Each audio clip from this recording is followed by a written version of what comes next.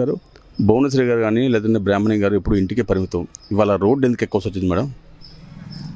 ఈరోజు నారా చంద్రబాబు నాయుడు గారు అన్యాయంగా అక్రమంగానే కక్ష సాధింపు అయితే కాదు. ఎందుకంటారంటే ఆయన అరెస్ట్ చేసింది ఆయన ఆ తండ్రిని అడ్డు పెట్టుకొని సూట్ కేసులు వెనకాతల సంపాదించింది. ఆ టైంలోనే 32 కేసులు 16 నెలలు జైలు శిక్ష అనుభవించింది కేవలం కాంగ్రెస్ వల్ల. చూపిస్తే వాళ్ళ మీద చూపించుకోవాలి కానీ ఈయన అధికారం కోసం మాత్రమే ఈ అన్యాయ అరెస్టు. ఎందుకంటే మళ్ళీ నేనే రావాలి, నేను కూర్చోవాలంటే చంద్రబాబు నాయుడు గారు లోపల కూర్చోవాలి.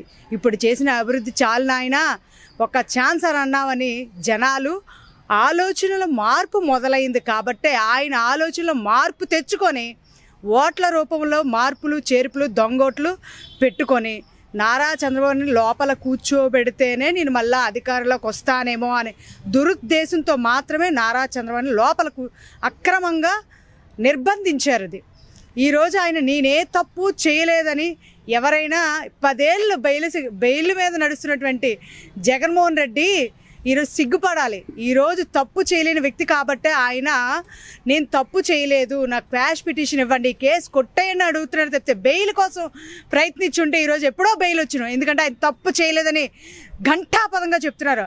ఆయన జీవితంలోనే అవినీతి అనే మచ్చ లేదండి.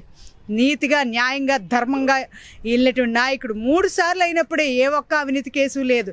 వాళ్ళ తండ్రి ఇబ్బంది పెట్టాడు, అయినా కూడా ఎక్కడ ఒక్క కేసులో పలానా అవినీతి చేశాడని వాళ్ళ తండ్రి నిరూపించలేపాడు. నువ్వెంతయ్యా నిరూపించాలని నీ ఆశ నీ ప్రాకులాట తప్పితే ఆయన ఎక్కడ తప్పు చేయలేదు, అవినీతి చేయలేదు కాబట్టి నువ్వు చూపించలేవు. కాబట్టి ఎటువంటి ఆధారం లేకపోయినా 25 రోజులైనా ఈ రోజుకి ఆధారం చూపించలేదు. దౌర్భాగ్యమైన గవర్నమెంట్ జగన్మోహన్ రెడ్డి గవర్నమెంట్ అని తేలింది. అధికారులు కూడా మూర్ఖుల, చదువుకున్నారా అర్థం కావట్లేదు.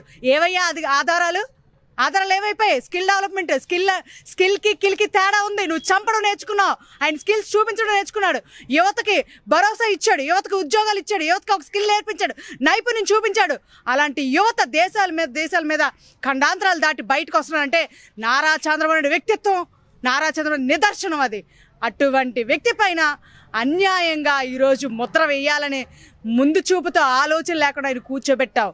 అలాంటి వ్యక్తి లోపల ఉండడంతో హెరిటేజ్కే ప్రాధాన్యత, వ్యాపారానికి ఇంటికే ప్రాధాన్యత చూపించినటువంటి ఒక ఇల్లాలు అయినటువంటి భువనేశ్వరమ్మ భూదేవి కన్నంత ఓపికతో, సహనముతో, ఓర్పుతో, నేర్పుతో ఆవిడ తన భర్త కోసం బయటకు వచ్చిందండి.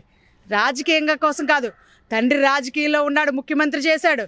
భర్త రాజకీయంలో ఉన్న ముఖ్యమంత్రి చేశారు. ఏ రోజు రోడ్డెక్కి ఒక్కనాడు కూడా రాజకీయ లబ్ధి కోసం తను బయటకు ఎక్కింది లేదు.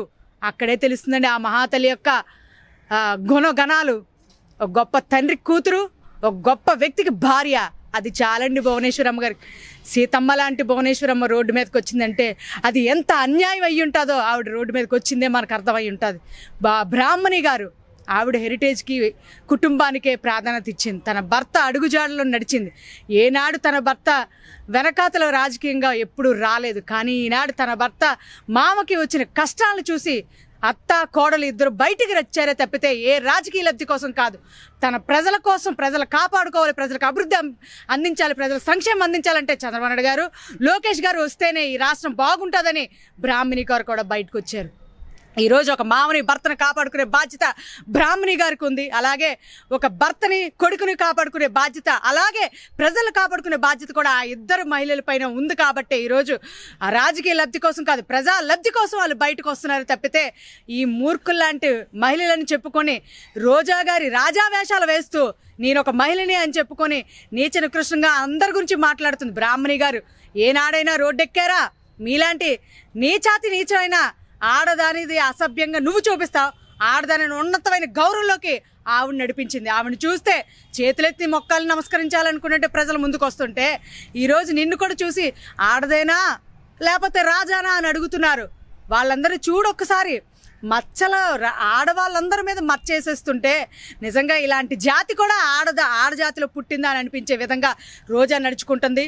ఈరోజు సీతమ్మ లాంటి గుణగణాలు కలిగినటువంటి బ్రాహ్మణి గాని, భువనేశ్వరి గారిని చూస్తే చేతులెత్తి మొక్కాలనుకునే తత్వం మనలో నుంచే బయటకు వస్తున్నాయనంటే అది చాలండి వాళ్ళ వ్యక్తిత్వానికి. ఈరోజు ఎవ్వరు వాళ్ళు అనడానికి వీల్లేదు.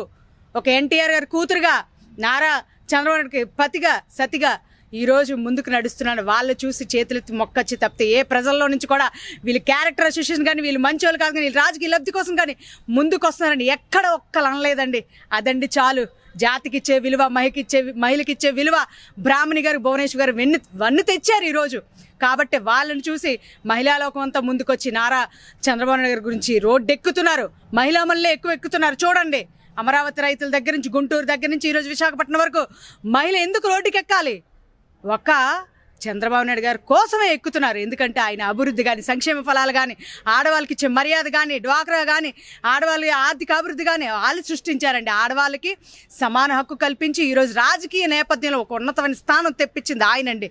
ఒక గౌరవప్రదమైన పదవులు ఇచ్చి మమ్మల్ని నీతిగా, నిజాయితీగా, సభ్యతగా, సంస్కారంగా నడుచుకోండి ఒక స్కూల్ లాంటి యంత్రాంగం లాంటిది తెలుగుదేశం పార్టీలు నడుస్తున్నాం.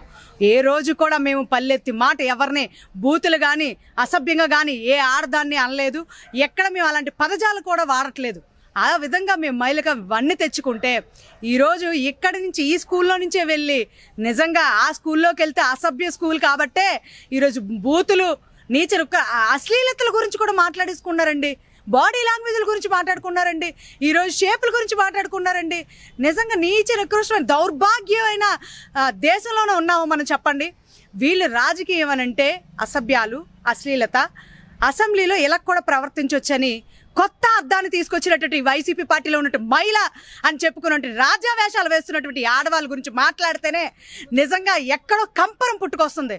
ఇక్కడే బతుకున్నామా, చచ్చిపోతూ బాగున్నాను అనిపించే స్థాయికి తీసుకొచ్చేసారు ఈ ఆడమనులని చెప్పుకున్నటువంటి రాజా వేషాలు వేస్తున్నటువంటి. నిజంగా మీలో ఉన్నారు కదండి ఆడవాళ్ళు. ఒక్కొక్క జాతి గురించి మాట్లాడాలంటే అసహ్యం వేస్తుంది మాకే. ఈరోజు ఎన్టీఆర్ గారు మహిళ అంటే రాజకీయానికి పెట్టింది పేరు అనే విధంగా తీసుకొచ్చి మహిళకు కూడా రాజకీయాల్లో రాణింపజేయగల గొప్ప ఘనతున్న వ్యక్తి ఎన్టీఆర్ గారు, నారా చంద్రబాబు నాయుడు గారండి. దళితులకు కూడా స్పీకర్ ఇచ్చారు తెలుసా అండి. మహిళకి అంత గౌరవం ఇచ్చారు.